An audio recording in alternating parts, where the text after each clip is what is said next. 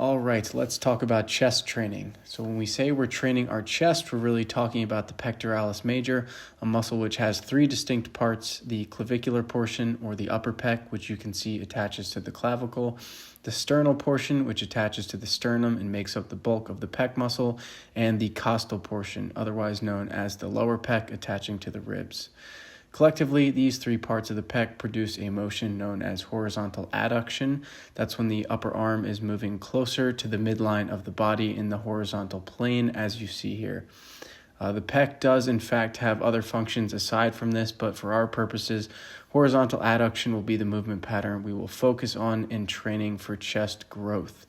Now, as you can imagine, the three distinct heads can be biased with slight alterations in that movement pattern.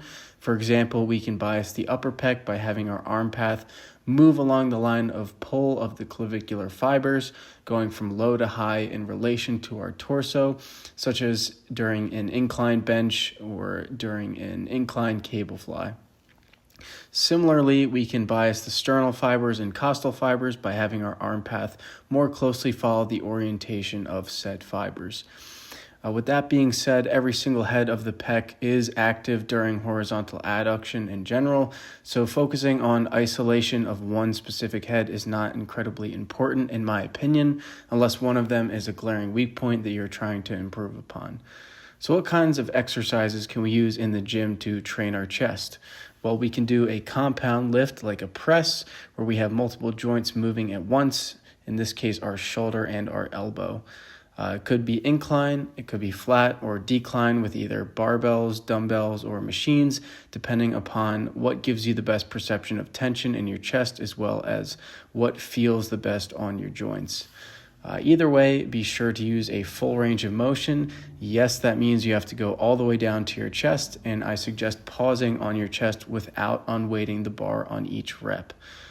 We can also incorporate a chest fly of some sort where only our shoulder joint is moving. So in that sense, it isolates the chest a bit more than something like a press. When doing these, I would suggest externally rotating your shoulder to get an even bigger stretch on the pecs in that bottom position. But I believe it's best to incorporate both a compound and an isolation movement into your program for the most complete pec development.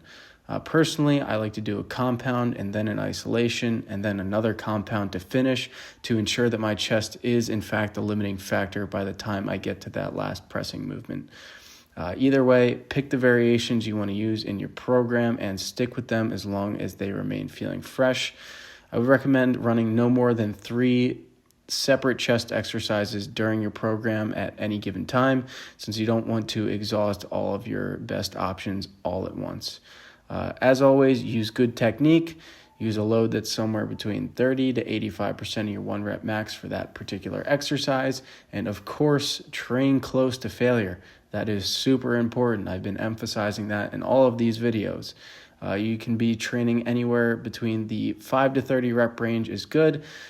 Somewhere between 6 to 20 sets per week, split among 2 to 3 separate sessions. I should note that all these recommendations here are very, very general, and they can vary from person to person. So experiment and see what you like the best and what works best for you as an individual. Add sets, reps, or load over time, keeping a training log to ensure that your performance is improving in the long term. And as always, enjoy those sweet gains.